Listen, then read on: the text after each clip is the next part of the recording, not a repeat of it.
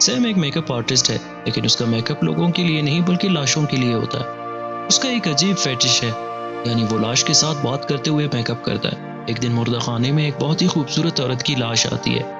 Sam ने ऐसी दिलकश लाश कभी नहीं देखी होती, तो वो अपने जज्बात पर काबू नहीं पा सकता और लिपस्टिक निकालकर इंतहाई खूबसूरत अंदाज में इस लाश के होंठों पर लिपस्टिक लगाने लगता है और उस खूबसूरत औरत के होंठों को देखते हुए अपने दस्ताने उतार कर साइड पर रख देता है और फिर लाश के बालों को सहलाने लगता है, उसके चेहरे को छूता है और आखिरकार झुककर इस लड़की की होंठों पर किस करने लगता है। किस करने के बाद वो इस लड़की के मुंह से लिपस्टिक साफ करता है और अपने मुंह को भी उसी रुमाल से साफ करने के बाद वो एक खास किस्म की ग्लू उठाकर इस लड़की के मुंह को चिपका देता है और फिर सफेद कपड़े से ढांप कर लाश को फ्रीजर में रख देता है। सैम अभी जाने के लिए मुड़ता ही है कि लाश की उंगलियां हरकत करने लगती है। फिर अचानक दरवाजा खुलता है। सैम पीछे मुड़कर देखता है तो ये सोचकर कि उसने फ्रीजर को शायद लॉक नहीं किया था, उसे दोबारा बंद करने के लिए नीचे बैठ जाता है और दरवाजे को मजबूती से बंद कर देता है। लेकिन मुड़कर चंद कदम चलते ही कैबिनेट का दरवाजा दोबारा खुल जाता है। सैम इस बार बहुत डर जाता है और पास जाकर देखने लगता है। तभी अंधेरे से उसे एक खौफनाक आवाज आती है और साथ में वो लड़की भी बाहर आ जाती है।